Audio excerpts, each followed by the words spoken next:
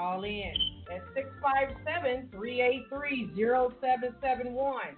I have with me Vel Lewis and his band with me this afternoon. Hello, everybody. Call in. Phone lines are open. This is Lady Diva here speaking, your radio host with the most, live with some jazz music this afternoon, everyone. Vel Lewis, are you with me this evening? Yes, I am. Good evening, good afternoon, good morning, wherever you might be. All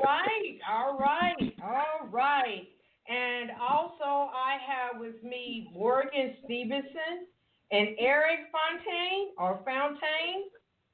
Did I Yes, pronounce? that's correct. All right.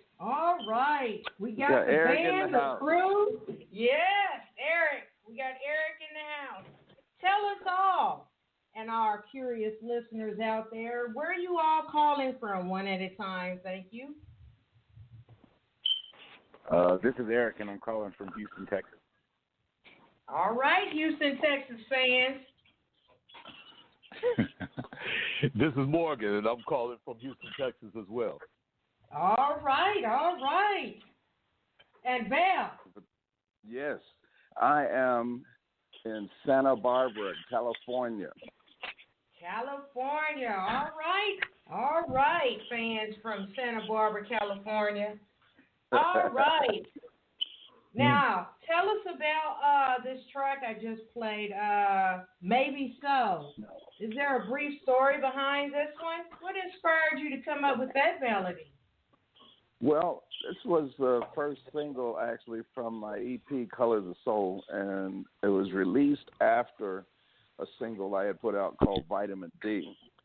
Vitamin D had a little edge on it, more like a really strong James Brown funk with a little rock guitar mixed in as far as a solo in the middle of it. And I said, well, I need to do something that's a little more into the smooth jazz vein with the nice swing, hip-hop groove to it. But I also wanted to add some vibes because I love the vibraphone instrument. And I thought about good old Roy Ayers from back in the day. I said, gosh, if I could do something with him, that would be great. So I reached out to his management people. Wasn't able to get in touch with him in time to be able to have him come in on the recording. So I found a patch on my synthesizer that was pretty close to what I would say, the vibraphone would sound like, and threw that in along with my Hammond organ track, and it worked. So there you go. All right. Well, thank you for that information. Thank you. So, Vel, Sure.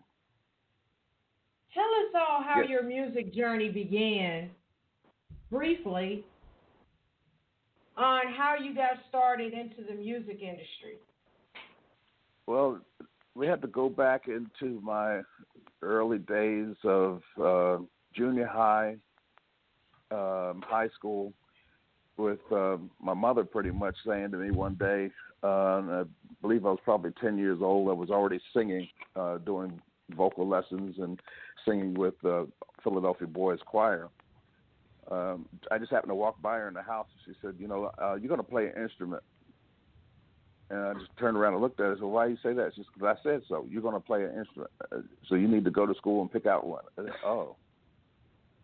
All right, it's like that, Mom. I understand. Okay. Mom was the type of person you didn't say too much to. When she said something, do something, you do it. So I went and picked out a flute and had a concert flute for about 6 months, but I just couldn't get the armature and the breathing together. Right. So I said, oh, that's not going to work. I said, well, what about drums? She said, no, it ain't going to have all those drums and stuff. No, I can't have that noise. Find something else. So, okay, well, and there was a friend of mine in the class at the time that used to play organ. He played in church, but he just seemed to always be happy when he was sitting down at the organ and just bouncing while he was playing. I said, I like the way he inspires me just looking at him. I want to play that. So I started playing organ straight out. Never had piano lessons, just went straight to organ. And started with private instruction for about a year on Saturdays, where I'd get on the bus and go down to a high school and work with a private teacher. and then went into private instruction with other teachers over the years as I got better at it. And my last teacher just happened to be Dr. E. Woodley Kalehoff, who was the he was the organist for former President Harry S. Truman. And I learned a lot from him in terms of knowing how to just take off with different songs. And one day he said to me, okay, I've taught you everything I can teach you. The rest you're going to have to figure out on your own. I said, okay. And that's what I've been doing all along. And it's a constant learning experience with music. Every day you're learning something new. And in high school, I ran into, actually I just happened to be sitting down in class, and the principal came to the door with a guy that I had never seen before. The police officer was with him because we always had a police officer there at the school. They opened the door and said, we need to speak with Vel Lewis. I said, no, I'm in class. I didn't cut today. I'm here. I'm not in trouble. So they asked me outside, and he said, we'd like for you to do a TV recording with a couple of your classmates here, and we're going to have you go down to a TV studio downtown Philadelphia. I said, okay, fine. Went down to the studio, recorded with my good friend Jerry Brown, who is currently drummer with Diana Ross. At the time, he was playing, I think, with Cliff Nobles and company, if you remember him back in the day. And John Lee, who was playing bass. John currently is the head of Dizzy Gillespie's big band orchestra. And we recorded a TV show. It aired on public broadcast system for schools within the city for about a month or so. Later on that afternoon, I was asked to go to a recording studio over in New Jersey and record some songs, that was my first experience doing that. But I found out later that afternoon that the guy who was coordinating all this, who was at the school, happened to be Mr. Ira Tucker Jr., who at the time was Stevie Wonder's business manager. So from his involvement in my life, that's pretty much where my music just took off and has been just growing ever since. Oh, wow. What a story. Thank you for that information. Oh, wow. You're welcome. Thank you.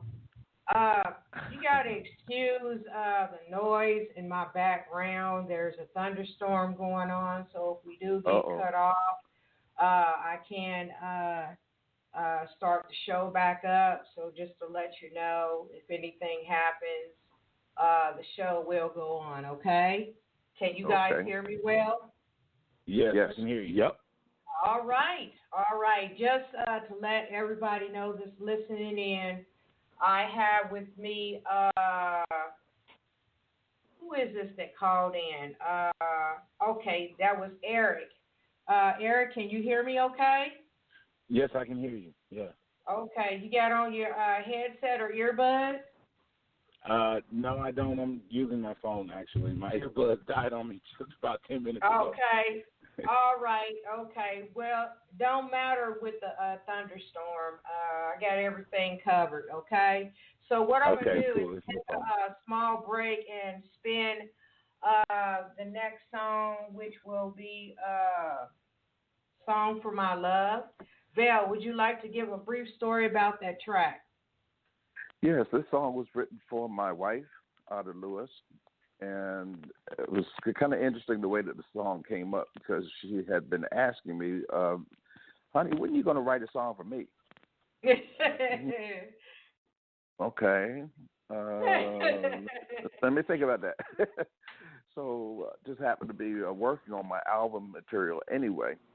So I said, I got to keep her happy. Let me write something that I think might be happy because she's a happy lady. Something that really has a happy feeling to it, has a bright atmosphere around the chord progressions and the melody.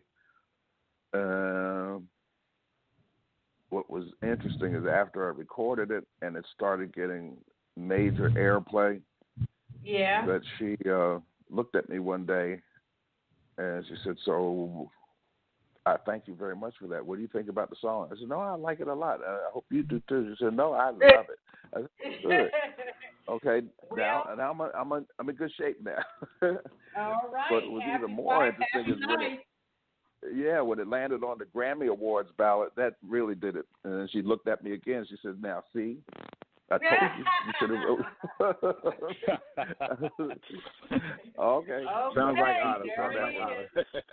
All right. We'll be right back, everyone. This is Song for My Love.